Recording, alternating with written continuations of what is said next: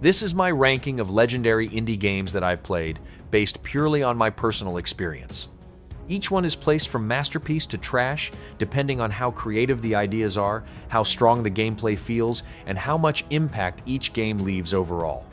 Let's get straight into the list. Total Chaos is a first-person survival horror game that placed me on the decaying island of Fort Oasis, a place filled with abandoned structures, disturbing sights, and secrets hidden throughout its ruined landscape. As I explored deeper, I searched for resources, crafted supplies, managed injuries, and kept track of hunger while uncovering fragments of the island's strange history.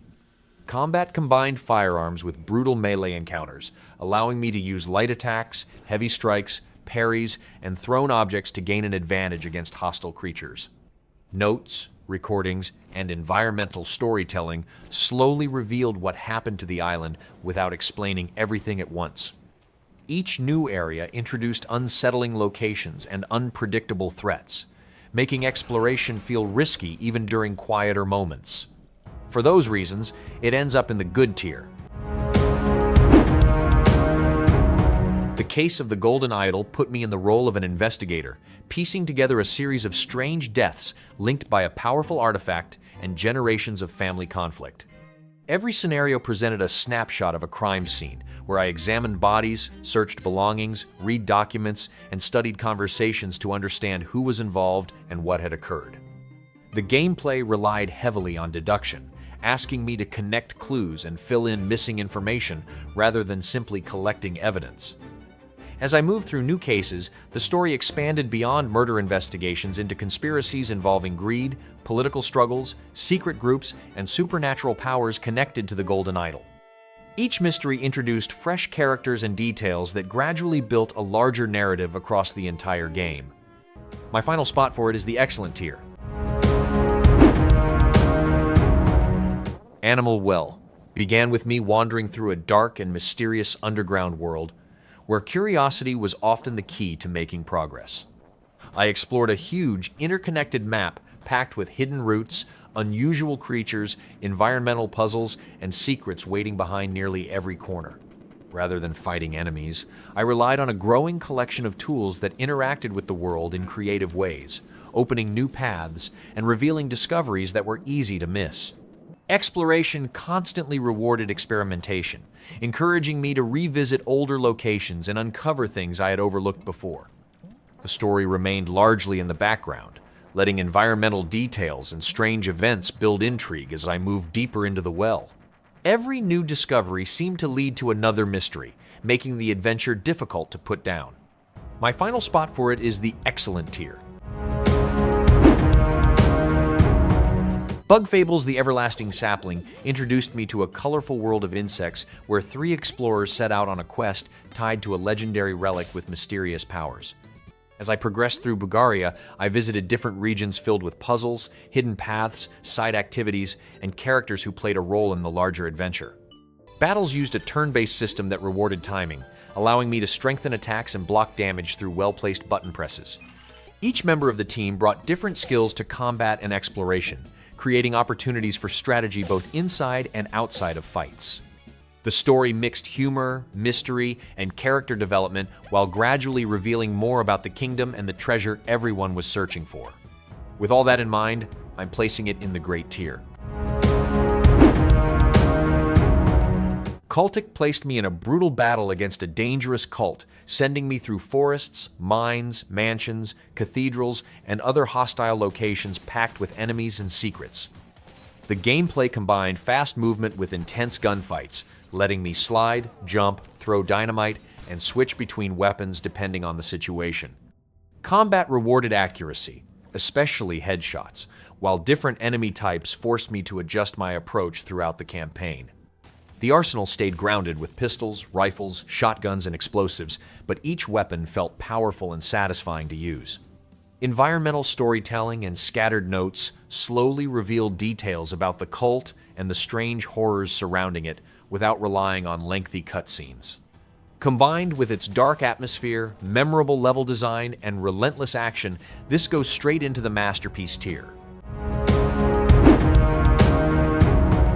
Penny's Big Breakaway revolved around a young performer escaping from an angry emperor while traveling through vibrant locations with a living magical yo-yo. Throughout the adventure, I used the yo-yo for nearly every action, whether it was crossing large gaps, defeating obstacles, maintaining speed, or reaching hidden areas. The movement system encouraged chaining abilities together, allowing me to build momentum and navigate stages in creative ways. Levels contained collectibles, optional objectives, and side activities that rewarded taking time to explore beyond the main route. At the same time, the mechanics supported faster playstyles, making stages enjoyable to revisit while experimenting with different movement techniques. The story remained lighthearted and simple, serving as a backdrop for the platforming and exploration. For me, it goes in the good tier. Tunic sent me across a mysterious world as a small fox adventurer, where understanding the environment was just as important as combat and exploration. I traveled through forests, ruins, mountains, and hidden passages while collecting items, unlocking shortcuts, and fighting enemies in real-time battles.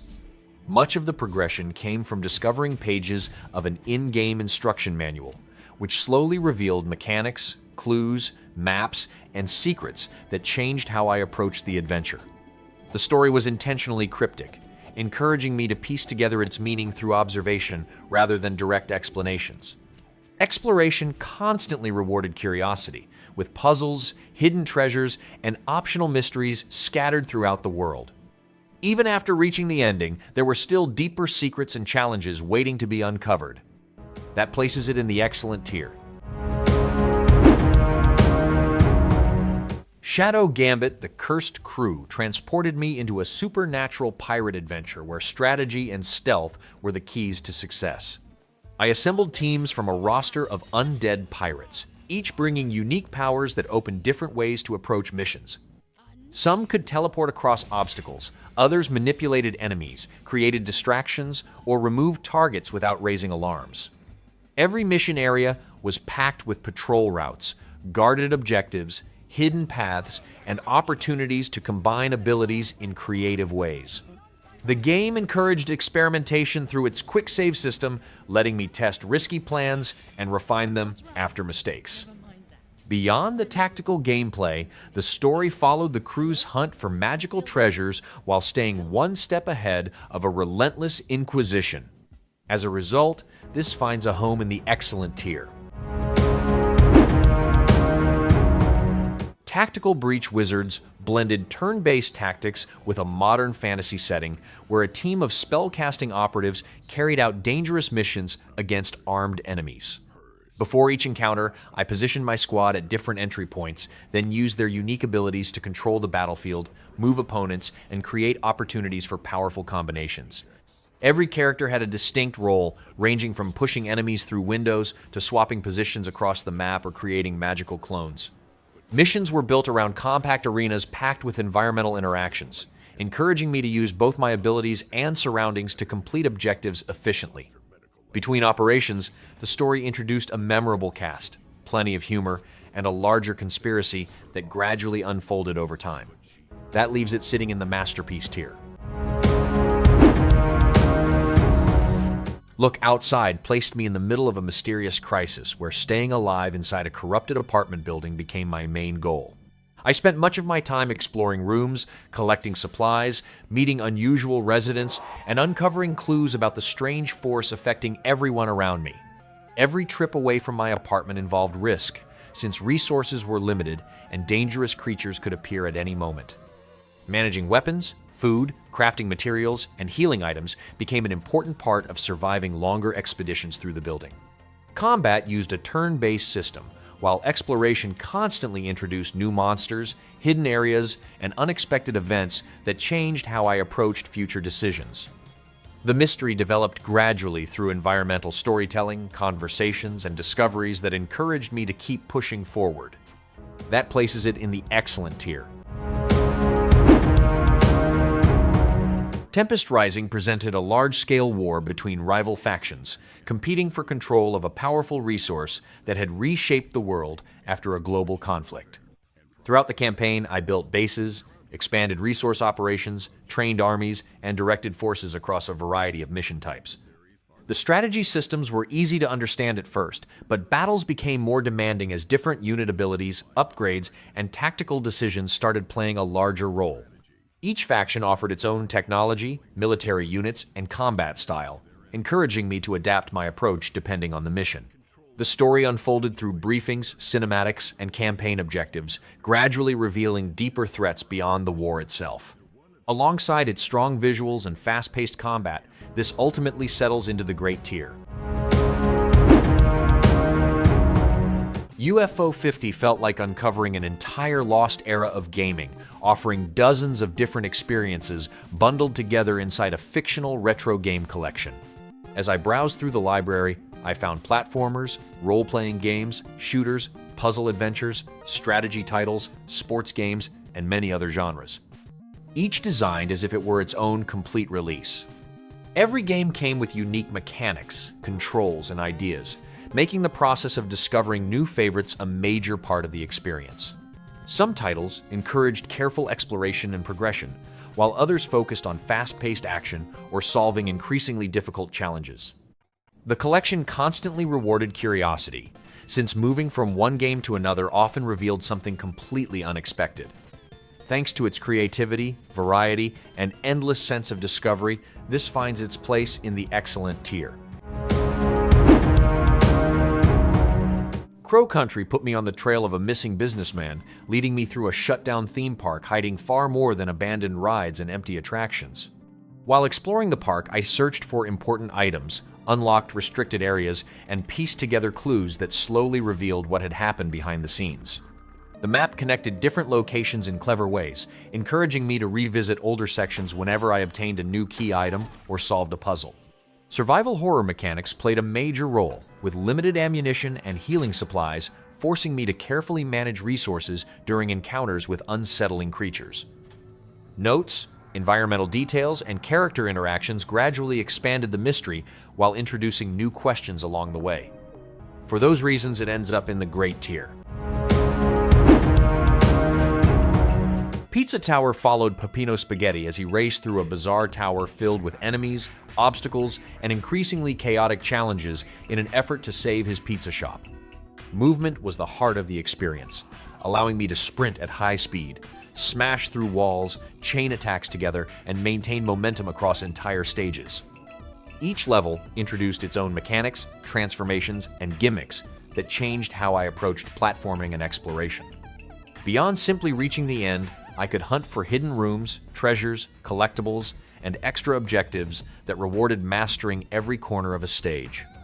Once I reached the goal, a countdown sequence forced me to escape before time ran out, turning every level finale into a frantic race back to safety. This ultimately storms into the masterpiece tier. Sifu followed a young martial artist hunting down the people responsible for a personal tragedy, leading me through a series of challenging battles across different locations.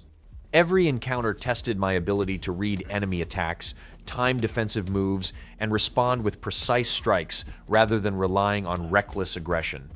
The combat system placed equal importance on offense and defense, encouraging me to combine dodges, parries, counters, and environmental interactions to overcome increasingly dangerous opponents. Its most distinctive mechanic was aging, where each defeat caused my character to grow older, changing both strengths and weaknesses as the journey continued. Progress came through improving my own skills, learning enemy patterns, and refining strategies during repeated attempts. Alongside its intense action and satisfying mastery curve, this ultimately settles into the excellent tier. Another crab's treasure placed me in an underwater world where a tiny hermit crab set out to reclaim his missing shell after losing it to a debt collector. As I explored oceans, reefs, and strange coastal settlements, I discovered shortcuts, hidden treasures, and increasingly dangerous enemies standing in my way. The combat system followed a Souls-like structure, rewarding patience, timing, and learning attack patterns during challenging encounters. One of its most distinctive mechanics allowed me to use discarded objects like cans, cups, and containers as protective shells, each providing different abilities and defensive benefits. Progress came through upgrading skills, collecting resources, and adapting to tougher bosses that tested everything I had learned. Beneath its colorful presentation, the adventure also touched on environmental themes and life beneath a polluted sea. For that reason, it lands in the great tier. Katana Zero dropped me into a neon-soaked dystopian city where I worked as an assassin capable of seeing events before they happened. Each mission was built around clearing rooms filled with enemies who could eliminate me in a single hit, forcing me to plan carefully and react quickly. Combat blended swordplay, dodging, wall jumps, object throwing, and time manipulation, creating encounters that felt like fast-paced action puzzles. Failure was expected, but instant restarts encouraged experimentation until I found the perfect sequence of moves. Outside of combat, conversations and story scenes gradually revealed details about the protagonist's past, his mysterious abilities, and a reality that seemed increasingly unstable. The narrative constantly introduced new twists while keeping me guessing about what was real. That earns it a spot in the excellent tier. Blueprints revolved around uncovering the secrets of a mysterious estate where every new day reshaped the mansion and changed the path ahead. I carefully expanded the floor plan by choosing rooms, collecting resources, finding useful items, and solving puzzles that often connected to discoveries made during earlier runs. Progress depended less on permanent upgrades and more on knowledge, with clues hidden in notes, objects, room layouts, and environmental details. As I explored deeper into the estate, new mechanics, mysteries, and story threads continued to emerge, making even unsuccessful runs feel worthwhile. The narrative unfolded gradually through family secrets, strange events, and interconnected puzzles that encouraged constant investigation. Every answer seemed to reveal another question, creating a loop of discovery that stayed engaging throughout the adventure. This ultimately belongs in the excellent tier. That's my take on legendary indie games. The best indie games don't need massive budgets to stand out, they just need great ideas and the confidence to follow through on them. Thanks for watching, and I'll see you in the next one.